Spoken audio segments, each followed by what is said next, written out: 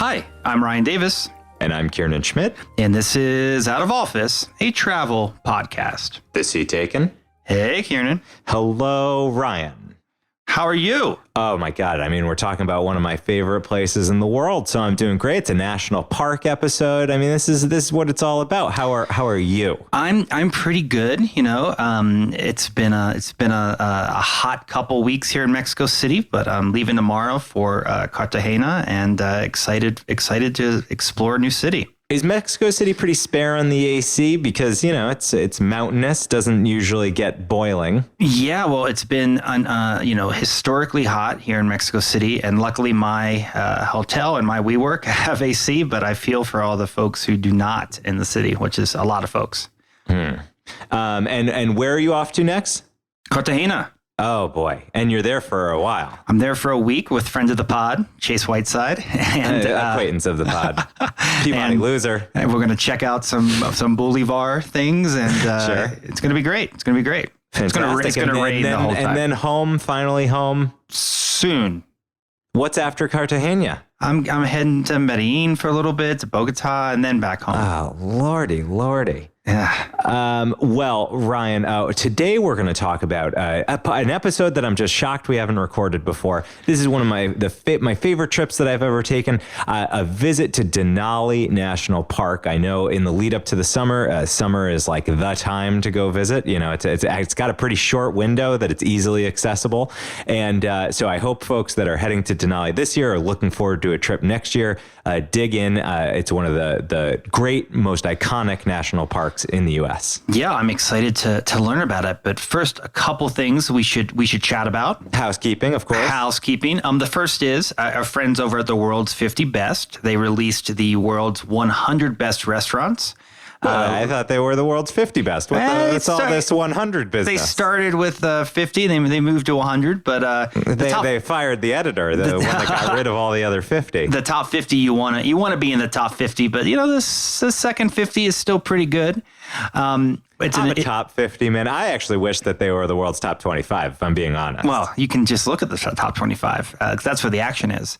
A couple of things I wanted to note about this list. You know, we had Mark from the World's 50 Best on a couple episodes ago talking about the bar list. And I had mentioned to him that I really wanted to see Central from Peru come out on top. Of course, this year. And last year they almost did, but they came in second to some kind of new hipster Copenhagen place. But this year they pulled it off. Central, #1 restaurant in the world right now. So super exciting. You're taking credit for that. I think there was a out of office bump. You know, absolutely. Well, congratulations to you then. Yeah, thank you, thank you. But the whole team at Central and Mill, your favorite. Meal. Yes, absolutely. Which is MIL for everyone. Yes. See, yeah. So sister restaurant to Central. What numbered meal come in at? I don't know that it came in the top 100 in the world. Really? It's on the LATAM list. So okay, all right. Okay, yeah, I like it. At least it got there. What I thought was interesting, though, is New York City is really well represented, but the only other city in the United States to even have a restaurant on this list is San Francisco. What the heck? Yeah, so Chicago, step it up. LA, step it up. How about Boston? Yeah, Boston. Step it up. How about New Haven? New Haven's got some great pizzerias. We got a whole thing on that. You're really reaching here. We got a whole pot on that. Yeah. So folks, we'll link to in the show notes. I had been to an embarrassing amount of the top 100. That's the most humble brag I've ever heard in my fucking life. Only because I spent a lot of time in Latin America. It's an embarrassing amount, everybody. Isn't that so charming? I was humbled.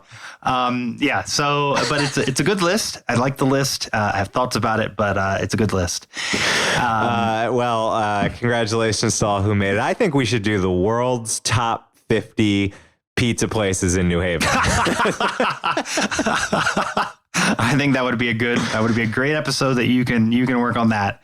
Ryan, when these top lists come out, summer's a heavy time for it. And we were fortunate enough last year to come on a top list. You remember when Apple featured us on that special category as we were coming out of COVID for like travel podcasts? Yeah, we were still thankful to Apple for that. One of the reasons they did that is because our fans know how to rate and review us 5 stars on Apple. That's exactly right. And a ton of them joined and discovered us at that time. We thank you guys for sticking with us.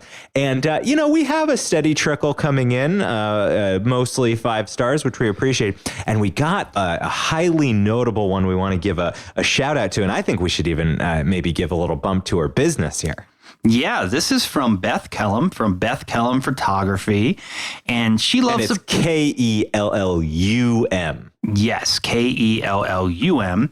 And she's out in Nevada running her photography business. And you know what I love about Beth is, she thinks we're great and we're funny, and she's, really enjoyed our episodes. It's embarrassing, Ryan, how kind she was. Yes, deeply humbled, much like when you saw the restaurant list.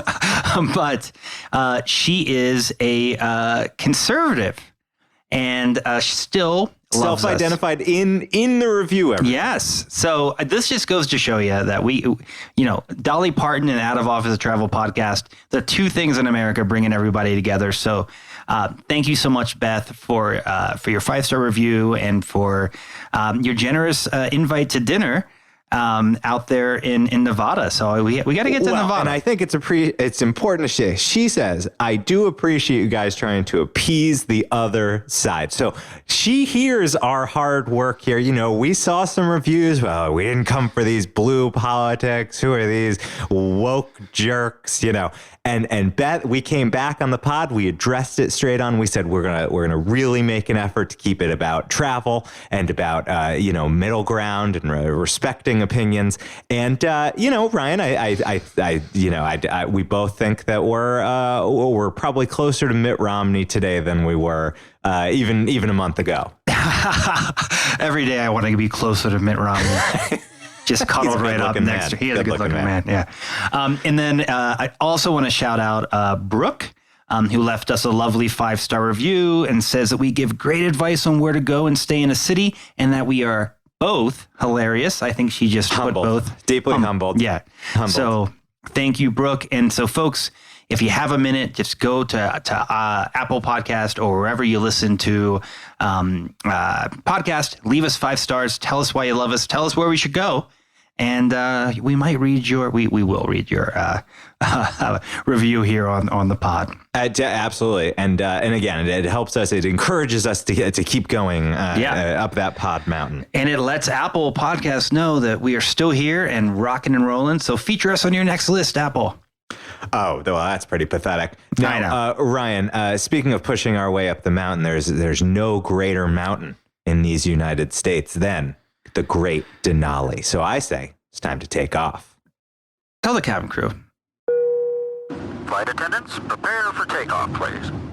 All right, Ryan. Well, how much do you know about Denali? Now, you have not been to Alaska, right? I've never been to Alaska, and everything I know about Denali is from the fact when you first went and you came back, you talked about it like nonstop, ceaselessly. Yeah. That was all. It was the only thing you had on your mind. Of course, I mean, you got Denali on the mind. Well, this is one of the great national parks. It's why I think if you asked people to list 5 national parks, they know this would be on a lot of people's list. But it's also, it's extremely remote, and it's a task to get there. You got to really make the time. You got to devote a lot of planning and logistics to get there.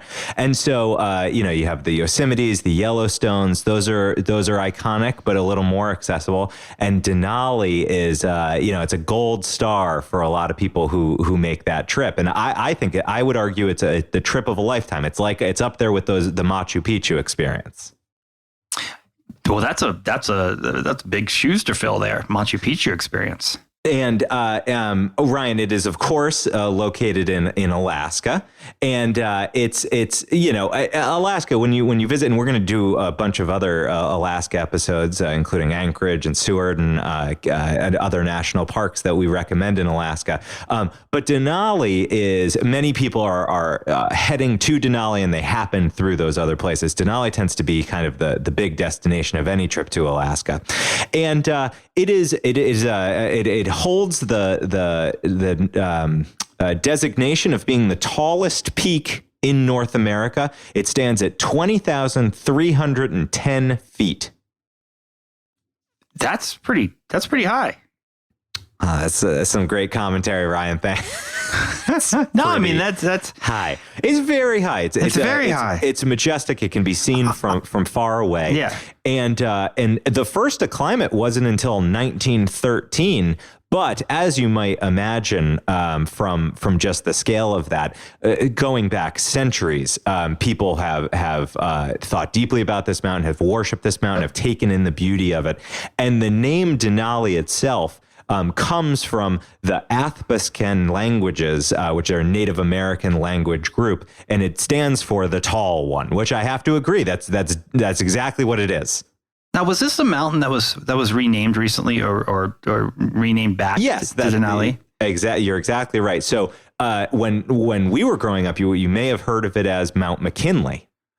Oh, right. McKinley, it was solely because a local who was so impressed with it was a fan of McKinley, and so just started calling it McKinley. Eventually, there was lobbying in Washington to name it after McKinley, and because McKinley was assassinated, the folks in the government were looking for a way to honor him, and so McKinley never actually even visited it. That doesn't even make any sense. Why it doesn't make any sense, and it was an insult, I think, to this historic name of Denali, and it was reinstated by none other than Barack Obama? Barack Obama. You know it, I know it, and thank you very much. It was renamed by Barack Obama during an Alaskan visit he made in September 2015, and I think it was, I know the national park had to rebrand a bunch of shirts and posters, but I think it was worth it. The right decision. Do you think he considered the name Obama for the mountain? It's like, I want to go one way or the other. I got two folders in front of me. At least he'd been to the mountain at that point, right? It's a great point. Yeah. And a couple of things about the mountain. I mean, the first is you're always going to be in the park. You're always going to be looking at the mountain. It's hard to take your eyes off of it. It's absolutely extraordinary. It's like it's the same kind of awe that you get around any great mountain. I mean, it's so naturally attractive. The light hits it in such interesting ways in the summertime, because of course the hours are extremely long in Alaska. In the evenings, it gets this alpine glow on it, and it can turn all sorts of different pinks and oranges and colors that is like nothing you've ever seen before. Now, what's tricky about Denali, and I feel like not a lot of people know this, okay? But you got to know it if you're considering it for a trip, is they call it, if you see it, the 30%er Club. The 30%er Club. Now, why do they call it the 30% Club, do you think, Ryan? I have no idea. Because the mountain is so high, and the weather in Alaska can be so quick to change, and it can be unpredictable, that the mountain is cloaked in clouds a full 70% of the time. So a lot of people will visit Denali National Park and not be able to see the mountain. It's just the clouds covering the top. The clouds cover it up. Yeah. And, I just want to emphasize there's a huge amount to see at Denali besides the mountain. I'm going to talk about some of the wildlife and some of the landscape. But if you're going solely to see the mountain, you must come mentally prepared that you may not see it. Now, I happen to get very lucky, which is why I can continue to have this buoyant tone. Because if I a box checker, if I was not able to see it, I would have been morose, and I'd still be thinking it to this day, and I'd be plotting my return to see the mountain. But as it happens during my stay there, the mountain was out for days and days and days. I mean, there are literally park rangers that are up there for the like solid 4-month season who hardly see the mountain, if they see it at all. That's pretty crazy. It's an incredible thing. It's totally unknown. Did you know that? I feel that this is an understated piece about Denali.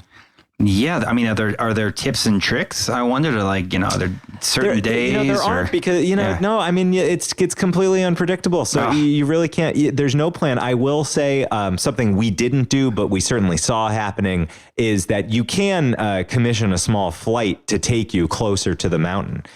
So depending on the weather conditions, you can get a closer view of the mountain than you're going to get that from most tourists. But I would pass on that opportunity. Yeah. Also, frankly, part of it is seeing it from the beautiful distance, because you can appreciate the full majesty of it. I'd worry you'd get too close to the mountain and then a little too close. A little too close. Now, on other things about this park that are just super differentiated. One, like all national parks, Denali is wild. I mean, it is kept purposely underdeveloped, but Denali is to an extreme.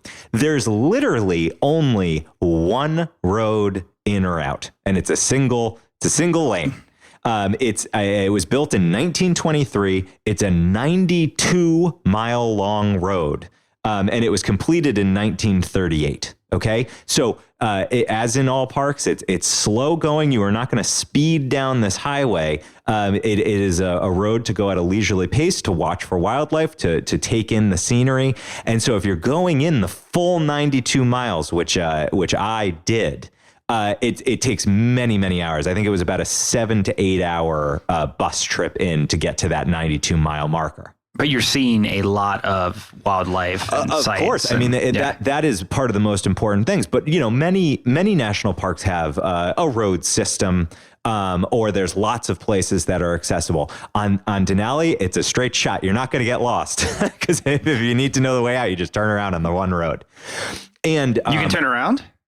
Well, sure. You got to do a 3 to 5 point turn. So it's not a one-way road. It's a two-sided road. Oh, no, it's one way. I'm actually broadcasting from inside Denali National Park right now. Once you're in, there's no way out, Ryan. I didn't know if the 90 mile road dead end. Okay. Yeah, it doesn't go straight through. All right, fair point. Folks, the folks are with me here. Okay. It's vast, and another interesting thing about it, and this was completely unique to me, though there are some other parks where this is true, but it's rare, is that there are no official trails. There are trails, but none of them are like official marked trails where you're going to look at a trail map and you're going to take this one route in the way that you might be used to. You go to Glacier National Park, there's hundreds of trails, and you can kind of go, I'm going to do that trail and that trail and that trail.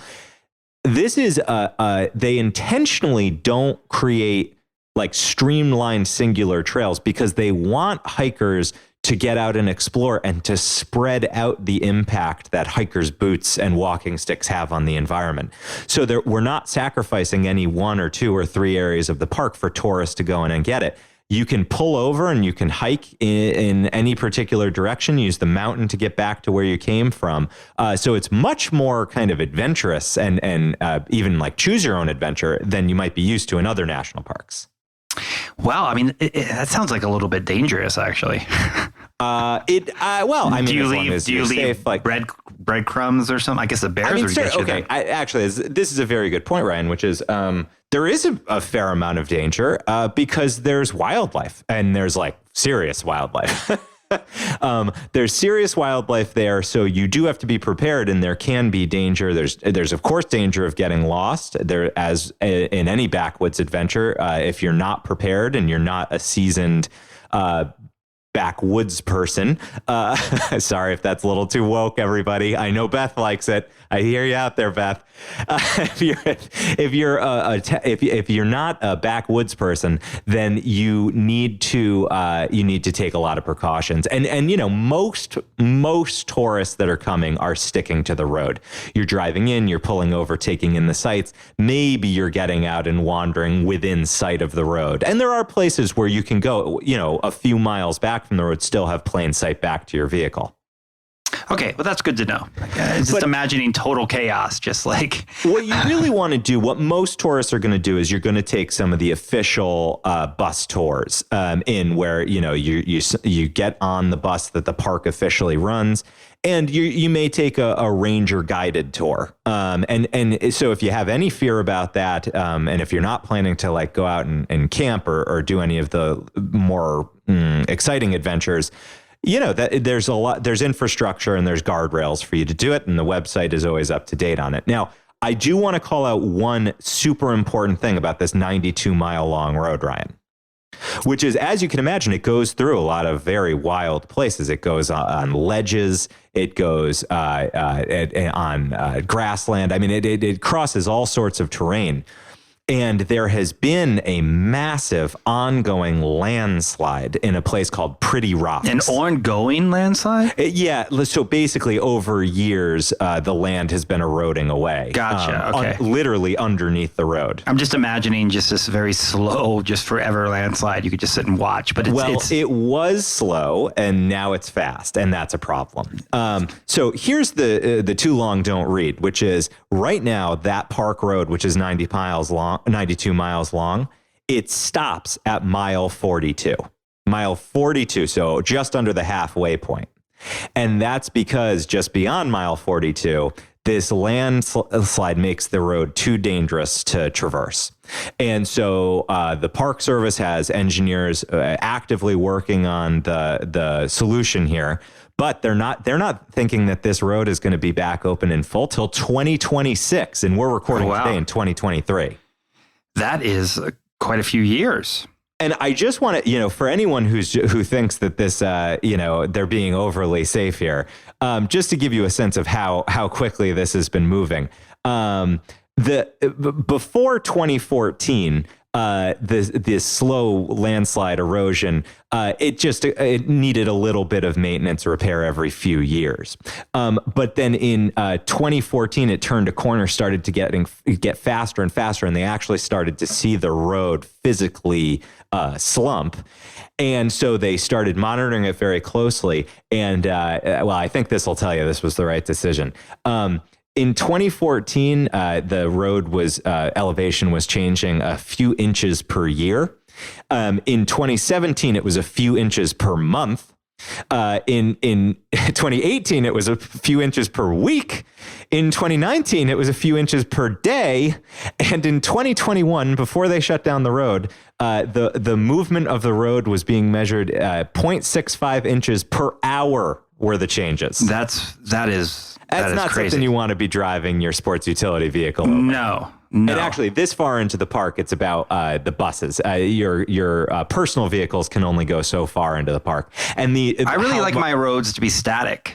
It's one of my things. And if you want to, if you're disappointed, take a look at where the shutdown is, and I think you'll see the ledge and feel that it's the right decision. But I want to say, listen, those first 42 miles, you can still have an extraordinary experience. If you are going to Alaska, do not take Denali off the list just because you can't go the full 92. Most people wouldn't go the full 92 anyhow, because there's only so far that you can get in and out. Many people do a day trip where they do, 3-4 hours in on the park bus, 3-4 hours out on the park bus, which would bring you just about to this point.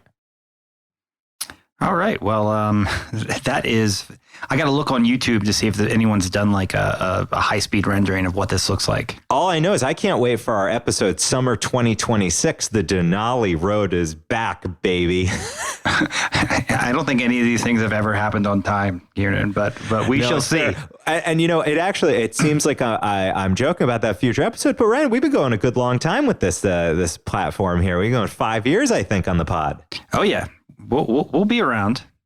Now, you mentioned the dangers, and of course there is danger of extreme weather, but the danger, but also of course the great allure of Denali comes from the fact that it has what are called the Big Five, and these are 5 large mammals that many people dream of seeing on their visit to Denali. So the 5 are moose, caribou, Dall sheep, which are the sheep with the horns, wolves, and grizzly bears. Ooh. Okay. So that's moose, like caribou, the greatest sheep, hits. wolves, and grizzly bears. Yeah. It is the greatest hits. And by the way, I had never seen a bear before I went to Denali. I had never seen a bear. You've never been to Provincetown. This Ryan. I went in the summer of 2017, and I saw not only my first bear, but many, many bears. It's well populated by bears. I know Catherine, my wife, was very nervous that I was going to be in a horrible mood if I didn't see any bears, but luckily we saw them right on the drive-in, and I could check that off the list, and it meant a lot to me to see them. And while we were there, we saw moose. We were at a visitor center that I'm just going to mention a bit later, and it's called the Ellison Visitor Center, EIELSON Visitor Center, which is far into the park, so it's actually currently not accessible because of the road closure. But there was a ranger there who had a scope, basically a little telescope up on a pole. And I noticed he was staring far off into the distance. And I went up and, asked what he was looking at. And he gave me the scope, and he had found this moose that was so incredibly hard to see and at such a great distance. It blew my mind at the naturalism skills of the rangers and staff there.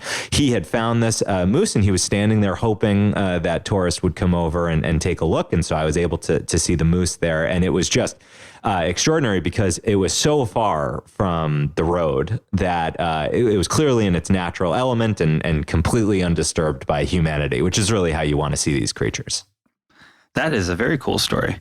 So the moral of the story is if you see a ranger and they've got a telescope or they've got their glasses with them, you should just go out there and be like, what are you looking at? Oh, you got to ask a ranger. You got to ask a ranger. If they want to ask, that's what they're there for. And, they know where to look. So this may well have been a space where he knew there was a moose who frequented this area.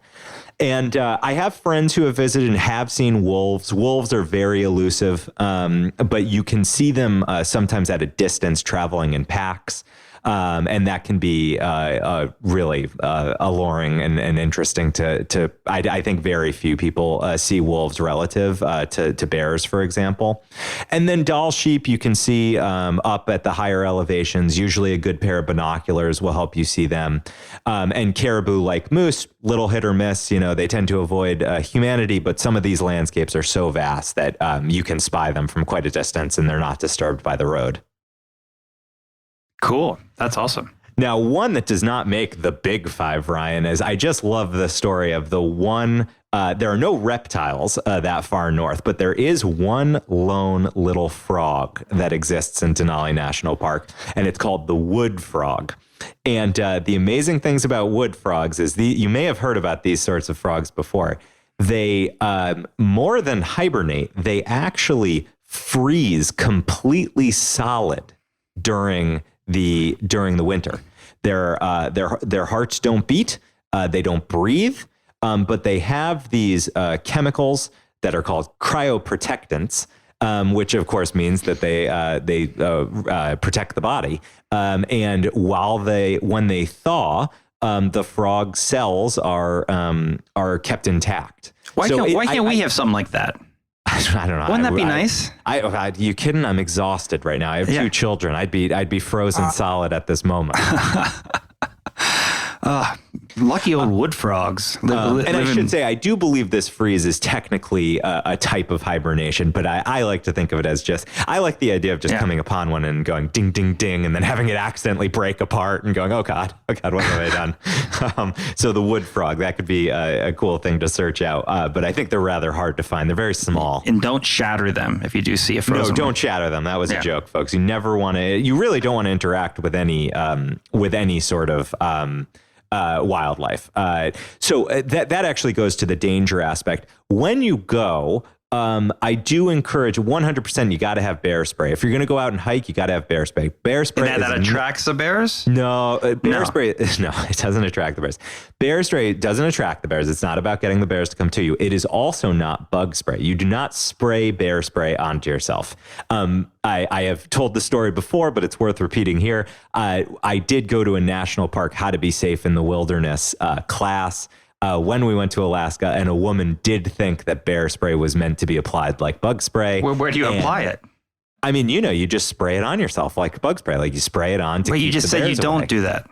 No, I'm saying do not do that. Okay, so what do you do with the bear spray then? Like You put it in keep your it- car? You have it easily accessible when you're hiking in backwoods areas. And if a bear were to approach you and you're in danger, you would spray it in its mouth and nose. Oh my gosh. I actually want to do a future episode all about bear spray because I do think it's very applicable knowledge for anyone heading into backwoods So areas. it's like bear mace. That would be a better name for it. Precisely correct. Yeah. You should be in marketing, Ryan. Thank you. Bear mace is exactly what it is. However, you should also have bug spray. Taking that to There's- Provincetown.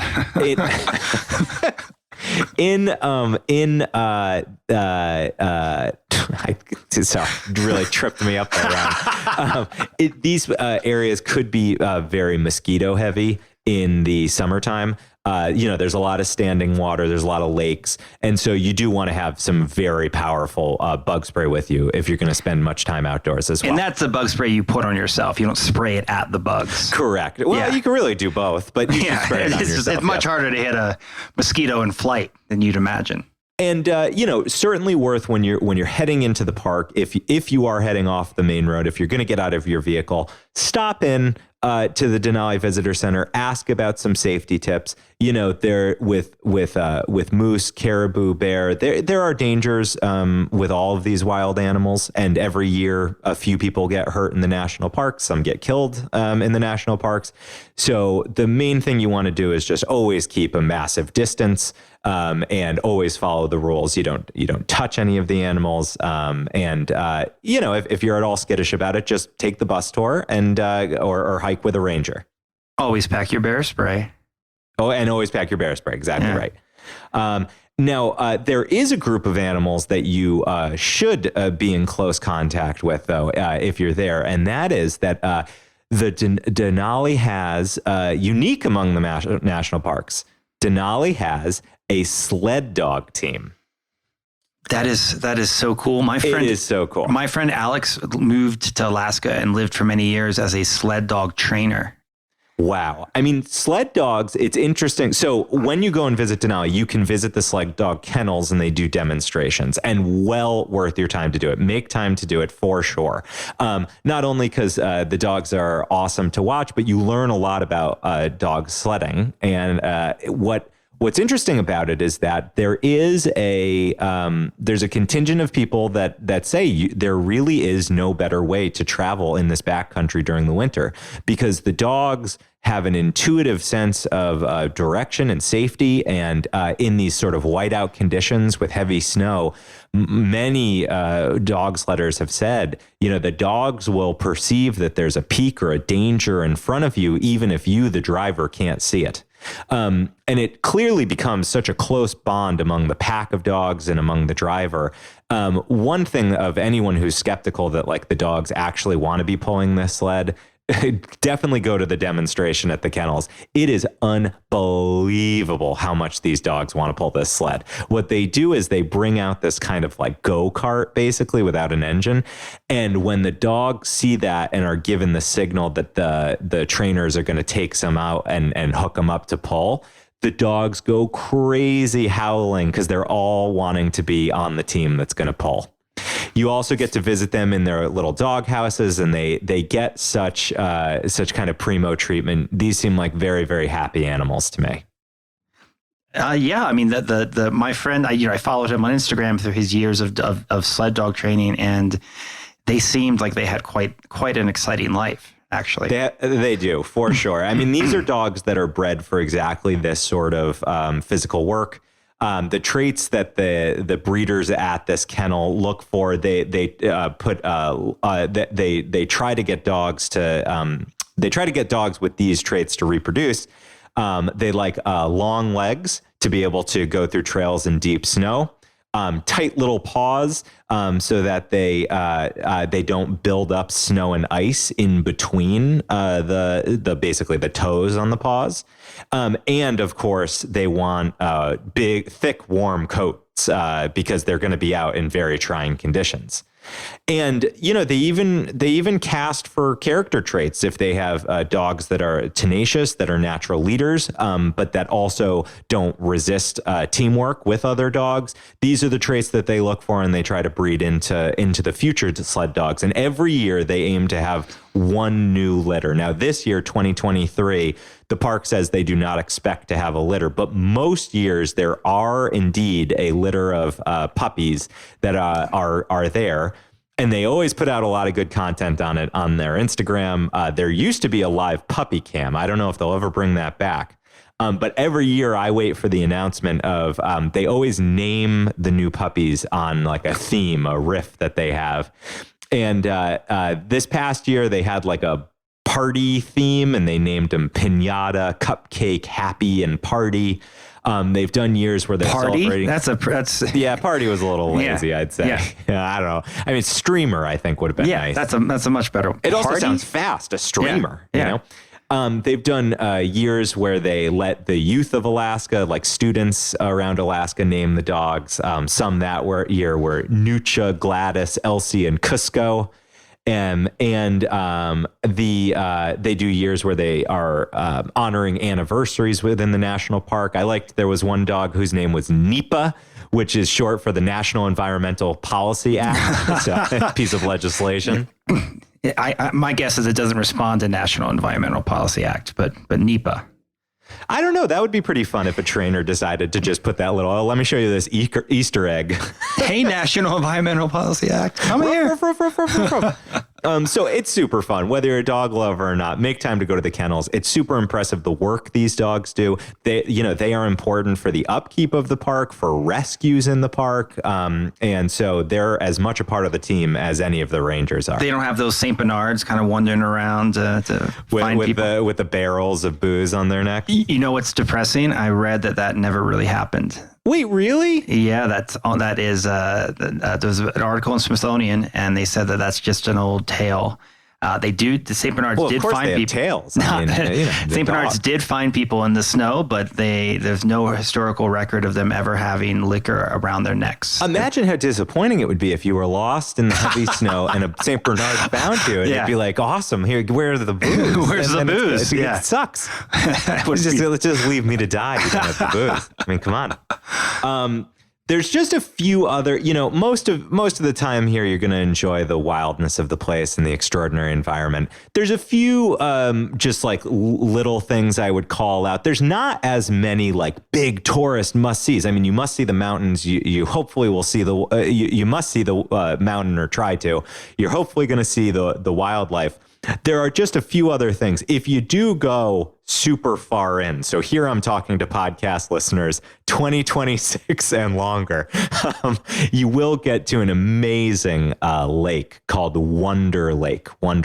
And Wonder Lake is huge and often has a reflection of the mountain in its still water. So you get absolutely breathtaking photography. If you look up Wonder Lake, or even look up Denali, you'll get a lot of pictures of the reflection that you see in Wonder Lake. And when we went, we actually stayed at a lodge. It's not officially run by the national parks, and in fact, this lodge has closed, but all the way at the end of the road. And there was a mirror lake, it was called, and you could actually go in. You got the reflection, but you could even take out a canoe into the, or you could even take out a rowboat out into the lake itself. The lodging wise, by the way, no big official beautiful lodge like what you're used to at like Glacier National Park inside the park. There are a few, very, very few lodging options inside the park. So if you're interested in those, you need to plan very, very far out. I would recommend being open to camping. That'll expand your options for staying inside the park. And while this road is closed, it's even more narrow than it typically is. So you're likely going to be doing a day trip, and maybe you want to expand it into a 2-day trip. Take 2 trips into the park. In which case you'll stay just outside the park gates, where there are more options.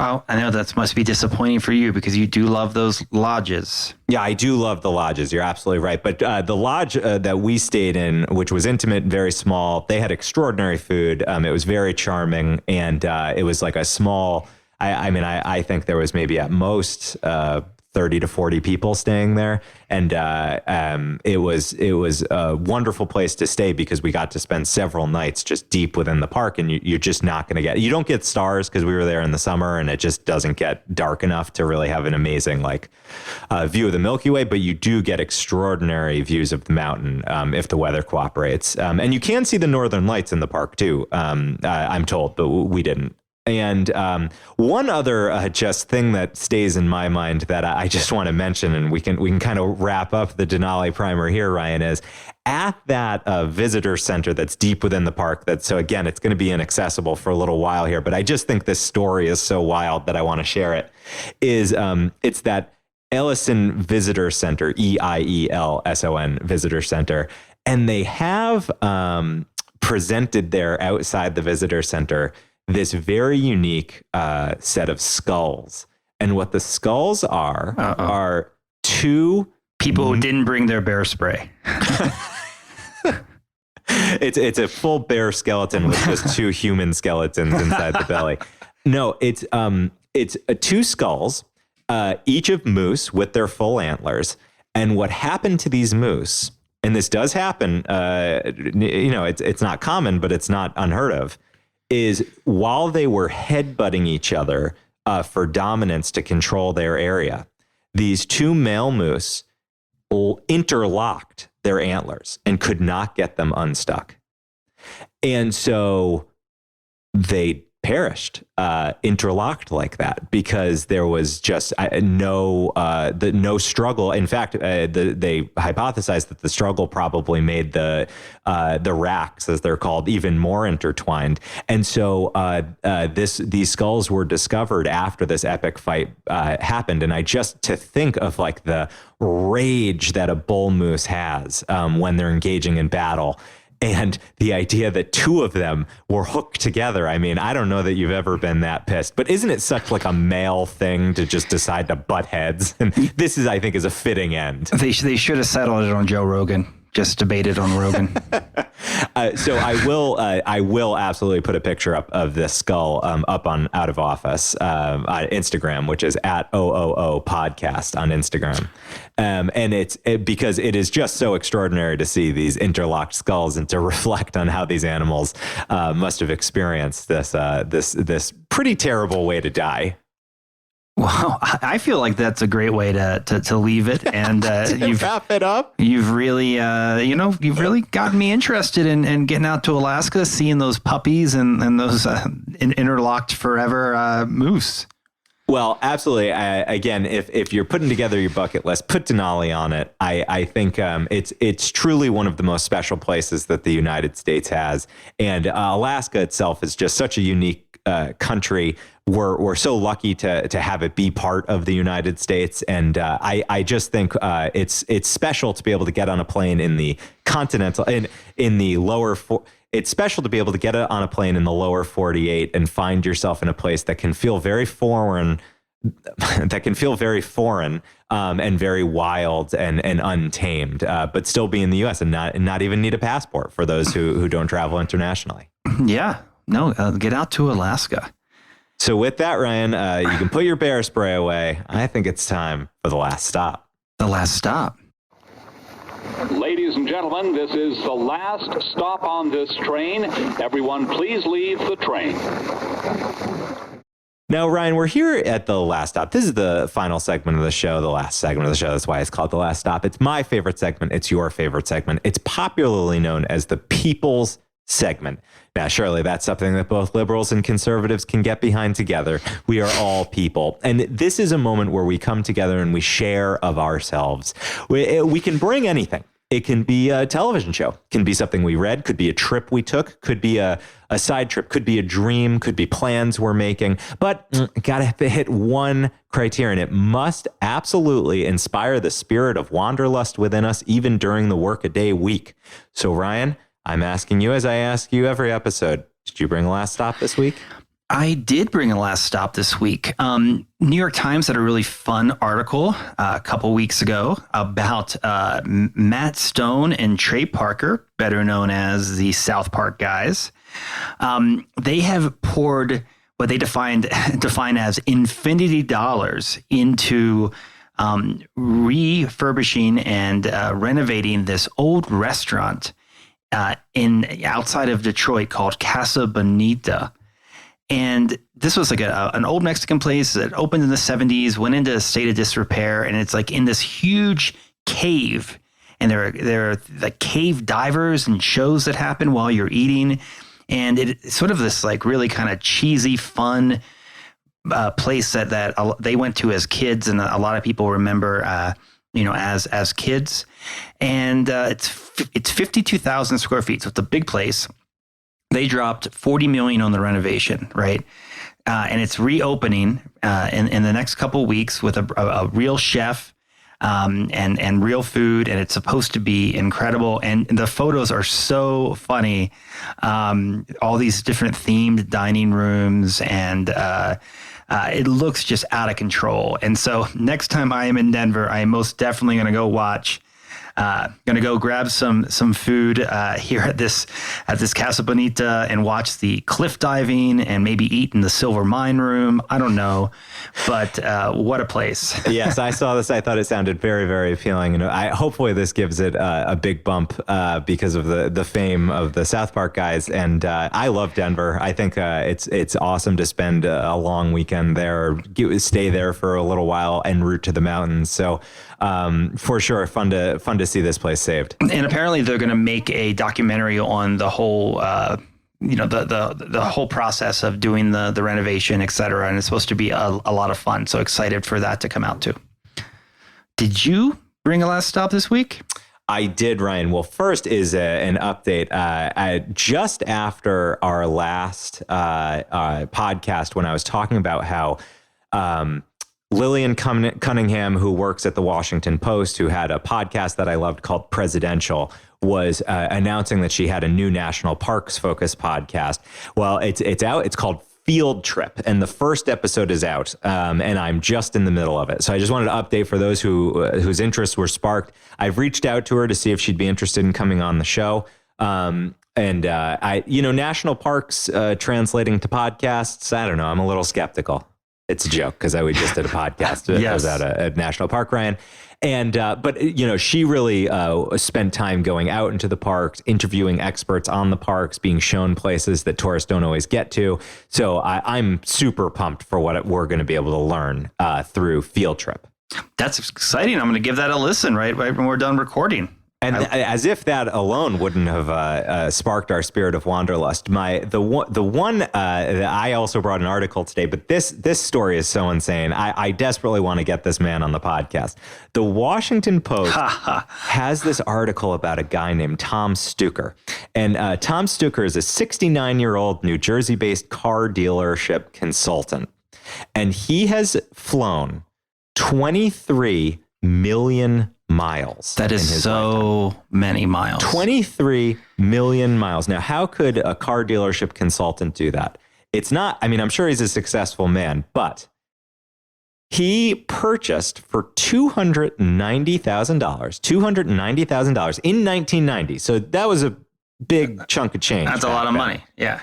He purchased a lifetime pass on United Airlines. Do they sell those still?